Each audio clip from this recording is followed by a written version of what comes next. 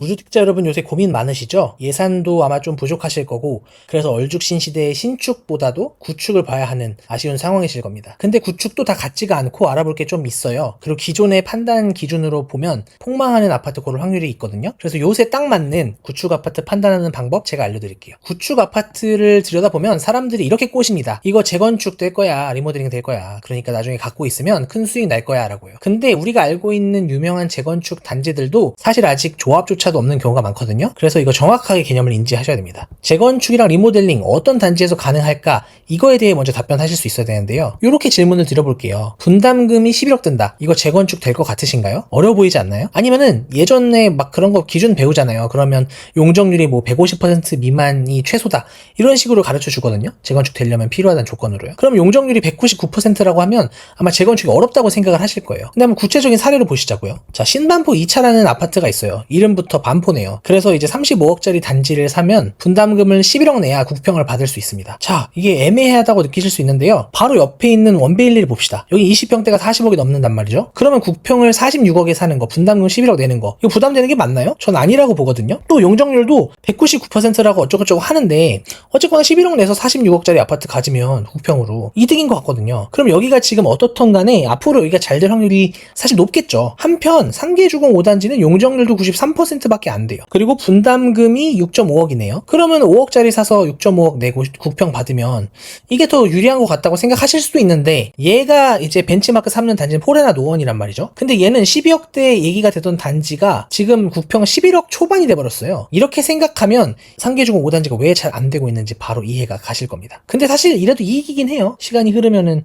이제 물가 상승하면서 가격이 오를 테니까. 아무튼 결국에는 분담금, 용적률, 대지 지분보다 옆에 있는 잘된 친구가 있는 그 동네여야 되는 게 더 중요한 거죠. 그러니까 결국에는 구축이고 재건축이고 상관없이 상급지가 되어야 된다는 이야기입니다. 그렇다면 예산이 적을 때 내가 예산이 적어서 구축을 본다고 했는데 아쉬운 동네의 구축은 재건축이 될 확률이 되게 낮은 거예요. 그러니까 고가의 단지를 보고 있지 않다면 재건축이다 아니다는 어떤 메리트 요소라고 판단하기가 어렵다는 이야기입니다. 그리고 심지어 문제는 재건축이 앞으로 더 어려워질 거예요. 왜냐면 재초안이라는 개념이 안 없어졌거든요. 이게 뭐냐면 재건축 초과이익 환수제의 줄임말인데 한마디로 재건축해서 이익이 발생하면은 세금을 겁나 많이 내야 된다. 뭐 이런 이야기입니다. 그렇기 때문에 이거를 대부분 피하고 싶어 하고요. 그래서 요새 재건축의 트렌드는 의외로 1대1 재건축입니다. 1대1 재건축이라는 거는 원래 재건축을 하면은 새로운 세대가 만들어져서 일반 분양을 하고 그렇게 이제 분양돼서 들어오시는 분들한테 비용을 전가하는 형태인데요.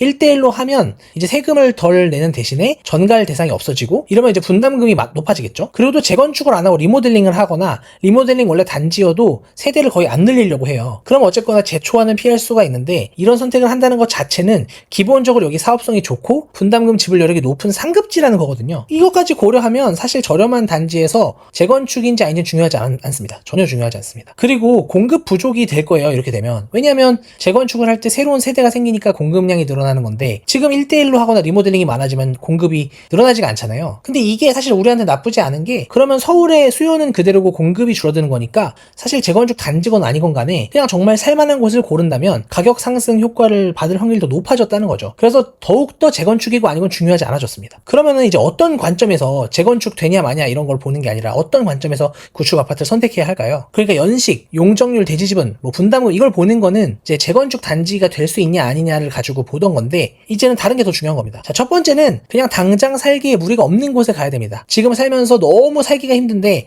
재건축되면 나아질 거야 이런 단지 말고요. 그냥 거주가 용이한 곳을 고르는 게 좋겠습니다. 뭐 용적률이 막 300% 돼도 상관없어요. 그냥 내가 살기가 좋아서 존버할 수 있는 단지가 지금은 더 낫다고 생각합니다. 또 이런 단지를 고르면 전세를 맞추기도 용이하기 때문에 갭투자 관점에서도 관리가 용이하겠습니다. 또 아까 이미 이야기 드린 부분이긴 한데 주변에 명확한 롤모델 단지가 있는 경우를 최우선시해야 합니다. 이게 어떤 효과가 있기도 하냐면 투자자들이 여기가 사업성이 지금은 안 나와도 어떻게든 분담금 내서 하면 좀 비싼 단지가 되겠다. 기대 수익이 높다라는 생각이 들어야 일반 거주자 말고 뭐 갭투자나 지방에 투자하시는 분들이 더 많이 들어올 수 있고요. 그렇게 해야 거래가 많아지기 때문에 환금성이 올라가서 이런 단지들이 계속 가지고 있을 때 나중에 털고 나오기도 좋아집니다. 그리고 이거 저거 안 되면은 뭐 사실 A랑 같은 얘기긴 한데요. 일반 기축 중에 편안한 곳을 택하면 됩니다. 어차피 다 어려워요. 될 확률이 되게 낮고요. 그래서 그런 거 애매하게 사업성 따지지 말고 살기 편안한 곳을 최우선시하자. 이렇게 보시면 되겠습니다. 그리고 구축을 재건축하거나 리모델링 한다고 했을 때 관련 오해가 너무 많아서 이것도 좀 풀어드릴게요.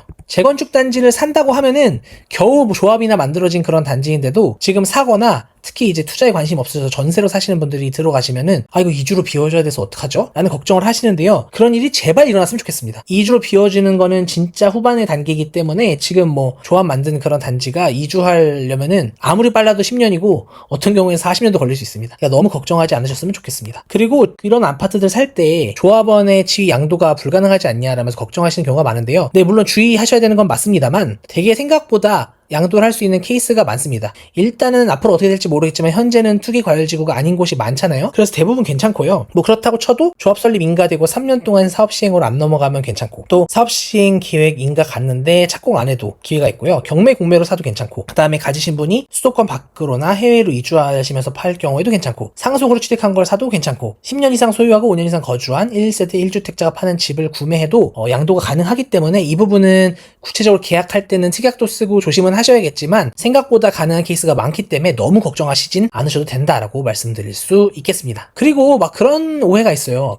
예전에 이런 부동산 교육을 하는 분들이 잘못 심어놓은 개념인데 그냥 용적률 낮으면 되는 거 아니냐 이렇게 많이 물어보시거든요. 근데 사실은 평균 대지 지분이 더 중요합니다. 용적률이 됐건 뭐가 됐건 어쨌거나 가지고 있는 세대주들이 가지고 있는 땅의 넓이 대비 총 땅의 넓이 대비 건물이 차지하는 그게 적어야 빈 땅이 있어서 또 새로운 걸 지을 수 있다. 약간 그 개념인 거잖아요. 그래서 평균 대지 지분 자체가 더 중요한 거고요. 그래서 대형 평형이 많은 타입으로 구성이 되면 재건축 유리하다는 이야기들 많이 하잖아요. 그 개념도 여기서 나온 거라고 보시면 되겠습니다. 무조건 용적률만 보실 게 아니다. 평균 대지 지분이 높아야 되고 대형 평형이 많은 구성을 가진 단지가 유리하다. 일단 그렇게만 지금은 외워두세요. 자, 오늘 이렇게 재건축 리모델링을 관련 지어서 어떤 구축을 사야 폭망하지 않는지를 설명드렸는데요. 뭐 이 개념만으로는 내가 단지를 고르기에는 충분하지 않으실 수 있어요. 그래서 제가 편안하게 보실 수 있는 영상 하나 고정 댓글에 링크 남겨둘 테니까요. 그거 보시면서 이 개념뿐만 아니라 내 집 마련을 위해서 어떤 개념들을 내가 모르고 있고 뭘 좀 더 공부해야 되는지 한번 파악해 보시면 좋겠습니다. 지금까지 소심자였고요. 영상이 도움이 되셨다면 좋아요나 구독 부탁드릴게요.